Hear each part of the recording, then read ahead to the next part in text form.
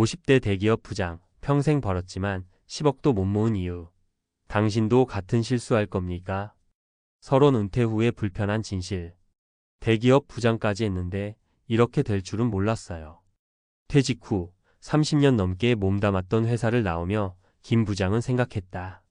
매달 넉넉한 월급을 받았고 직장 동료들 사이에서도 능력자로 인정받았으며 가족을 위해 최선을 다했다고 믿었다. 그런데 정작 은퇴 후 통장을 보니 10억은커녕 생활비 걱정을 해야 할 처지가 되어버렸다. 사실 김 부장만의 이야기가 아니다. 직장 생활 동안 열심히 벌었지만 은퇴 후 내가 도대체 돈을 어디에 썼을까? 라는 생각이 드는 사람들이 의외로 많다. 특히 50대 60대 은퇴자들은 젊은 시절보다 훨씬 더 큰 재정적 압박을 느끼는 경우가 많다. 왜 그런 걸까? 오늘은 50대 대기업 부장이 평생 벌어도 10억을 모으지 못한 이유를 통해 은퇴 후 후회하지 않기 위해 반드시 알아야 할 것들을 이야기해 보려 한다. 당신도 같은 실수를 반복하지 않으려면 지금부터 준비해야 한다. 1. 고정비가 높으면 평생 벌어도 모을 수 없다.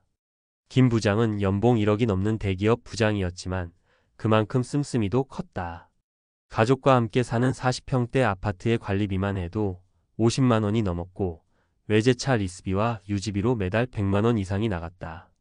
게다가 아이들 사교육비까지 감당하다 보니 한 달 월급이 통장을 스쳐 지나가는 수준이었다. 사례 1 나보다 연봉 적은 후배는 집도 사고 난 왜 모은 돈이 없을까? 김 부장은 후배 중 한 명이 40대에 이미 5억 이상의 자산을 모았다는 사실을 알고 깜짝 놀랐다. 후배의 연봉은 본인보다 훨씬 적었지만 신혼 때부터 소형 아파트에서 살며 고정비를 철저히 줄였다. 자동차도 없고 대중교통을 이용하며 가계부를 철저히 관리한 덕에 15년 만에 5억을 모은 것이다. 해결책. 월급이 많아도 지출이 많으면 남는 게 없다. 지금부터라도 고정비를 줄이는 습관을 가져야 한다. 주거비, 차량 유지비, 사교육비 등 큰 고정비를 점검하고 불필요한 지출을 과감히 줄이는 것이 중요하다. 2.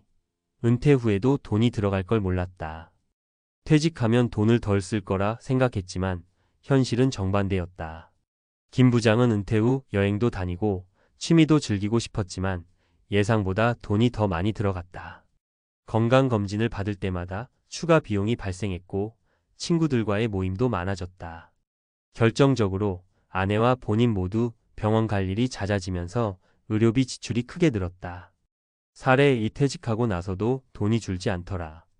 퇴직 전 그는 한 달 20만 300만 원이면 충분하겠지라고 생각했다. 하지만 막상 은퇴하고 보니 고정 지출이 300만 원 이상 나갔다. 예상하지 못했던 의료비, 경조사비, 부모님 용돈까지 더해지면서 매달 돈이 빠져나가는 속도가 빨랐다. 결국 1억이 넘던 예금도 몇 년 만에 바닥을 드러냈다. 해결책. 은퇴 후 생활비를 철저히 계산해보고 현실적으로 얼마나 필요한지 점검해야 한다. 건강관리와 병원비, 여행비 등 예기치 않은 지출을 고려한 재정 계획을 세워야 한다. 3. 수입이 끊기면 돈의 가치가 다르게 보인다. 퇴직 전에는 월급이 계속 들어왔기 때문에 김 부장은 몇십만 원 단위의 소비에 큰 신경을 쓰지 않았다. 하지만 퇴직 후 한 달에 100만 원을 써도 불안해지기 시작했다. 돈이 들어오지 않으니 심리적으로 위축되었고 그제야 돈의 소중함을 깨달았다. 사례 3 고정 수입이 없으니 1만 원도 아깝다. 김 부장의 친구는 퇴직 후 치킨 한 마리를 사 먹을 때도 고민한다고 했다. 예전에는 별 생각 없이 사 먹었는데 지금은 카드 긁기가 겁난다고 말하는 친구의 모습을 보며 김 부장도 공감할 수밖에 없었다. 해결책. 은퇴 후에도 소득을 창출할 방법을 고민해야 한다. 배당주, 월세 수익, 파트타임 일자리 등 소득을 유지할 수 있는 방법을 마련해야 한다. 퇴직 전부터 수익 구조를 다각화하는 것이 중요하다. 결론. 당신은 같은 실수를 반복하지 않을 준비가 되었는가? 김 부장은 후회했다. 30년 동안 열심히 벌었는데 왜 난 모아둔 돈이 없을까? 은퇴 후 뒤늦게 후회해도 소용없다. 돈이 들어올 때 미리 대비해야 한다. 은퇴 준비 핵심 3가지. 고정비를 줄여라. 연봉이 많아도 지출이 크면 의미 없다. 은퇴 후 지출을 현실적으로 계산하라. 예상보다 훨씬 많이 든다. 소득원을 확보하라. 은퇴 후에도 현금 흐름이 필요하다. 여러분은 김 부장처럼 후회하지 않기를 바란다. 이제부터라도 현실적인 은퇴 계획을 세워야 한다. 은퇴 후 여유롭고 행복한 삶을 위해 지금부터 준비하자. 당신의 미래는 당신이 결정한다. 은퇴 후 삶의 질을 결정하는 진짜 변수들, 당신이 놓치고 있는 것들. 앞서 우리는 김 부장의 사례를 통해 고정비 절감, 은퇴 후 지출 예상, 소득원 확보라는 세 가지 중요한 요소를 살펴봤다. 하지만 은퇴 후의 삶은 단순히 돈만으로 해결되지 않는다. 오히려 심리적, 신체적 건강이 재정적 문제만큼이나 중요한 변수로 작용한다. 많은 연구와 실증적 데이터는 은퇴 후 삶의 질을 결정하는 요인으로 아래 세 가지를 강조한다. 건강한 신체 유지, 운동, 영양, 수면, 사회적 관계 유지, 고립 예방, 정신적 건강과 의미 있는 활동, 은퇴 후 목적 찾기. 이번에는 논리적 근거와 과학적 연구를 바탕으로 왜 이 요소들이 중요한지 살펴보고 현실적인 해결책을 제안해보자. 1. 은퇴 후 건강관리, 병원비가 아닌 운동에 투자하라. 은퇴 후 건강이 재정보다 중요한 이유. 세계보건기구 WHO에 따르면 퇴직 후 가장 큰 지출 항목 중 하나가 의료비다. 미국 내셔널 뷰로 오브 에코노믹 리서치 NBR의 연구에서는 퇴직 후 평균적으로 의료비가 5,070% 증가한다고 한다. 이는 한국도 마찬가지다. 특히 60대 이후 병원 방문 횟수가 급증하면서 예상보다 빠르게 재산이 소진되는 경우가 많다. 사례 1. 퇴직 후 병원비에 쓸 돈이 없다. 김 부장의 선배였던 박 이사는 은퇴 후 3년 만에 의료비 부담으로 허덕이고 있었다.